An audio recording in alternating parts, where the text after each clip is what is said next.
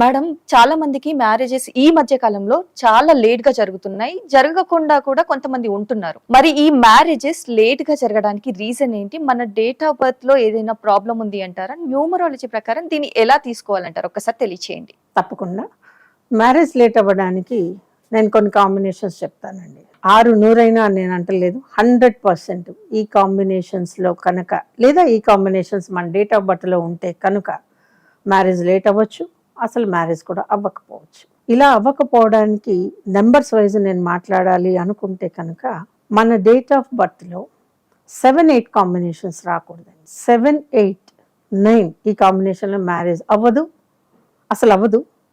1% అవుతుంది అని అనుకున్నా కూడా అది నిలవదు. కొన్ని కాంబినేషన్స్ ఎలా ఉంటాయంటే మ్యారేజ్ అయిన తర్వాత సెపరేషన్ అనేది ఖచ్చితంగా ఉంటుంది.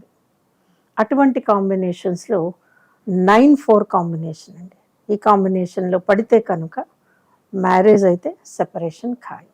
9 అనేటటువంటి నెంబర్ మీ డేట్ ఆఫ్ బర్త్లో ఇంపార్టెంట్ ప్లేస్లో కనుక ఉన్నట్లయితే అది 2 మ్యారేజెస్ని ఇవ్వడానికి 100% ఛాన్స్ ఉంటుంది.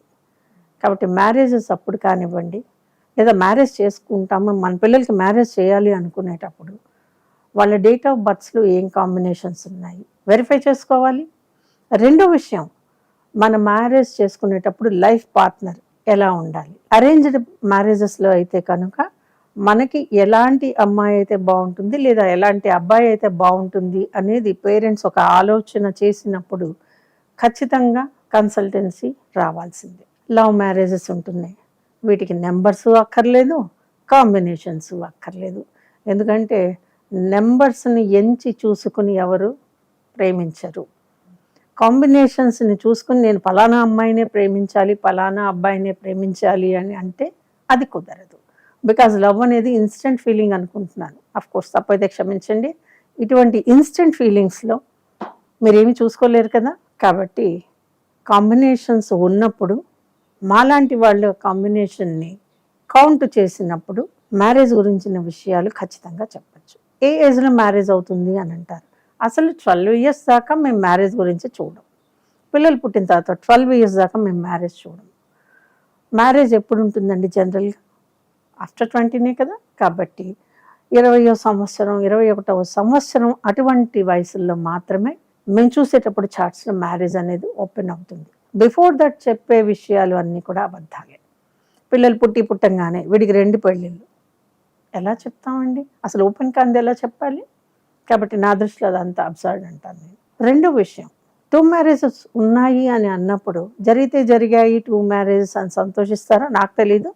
బట్ దానికి ఒక రెమెడీ ఉంటుందండి, ఫాలో అయితే బాగుంటుంది. ఇది ఎవరికి వాళ్ళకి మాత్రమే చూడాల్సి ఉంటుంది.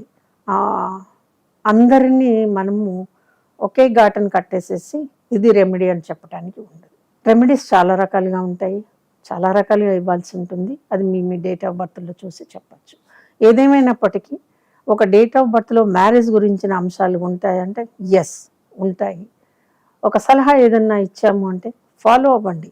సపోజ్ మీకు ఈ నెంబర్ అమ్మాయి పడదు అని అంటే వదిలేసుకోవాల్సి ఉంటుంది. లేదు ఇబ్బందులు పడతామంటారా, దానికి మా సలహా మీకు అవసరం లేదు కదా. అలాగే మ్యామ్, అసలు మ్యారేజెస్ లేట్ అవ్వడానికి మెయిన్ రీజన్ ఏంటి, అలా అవ్వకుండా ఉండాలంటే ఏం చేయాలని కూడా, ఎలాంటి రెమెడీస్ చేసుకోవాలి అనేది, ఎలా సంప్రదించాలి అని కూడా చాలా చక్కగా వివరించారు ma'am. Thank you so much ma'am.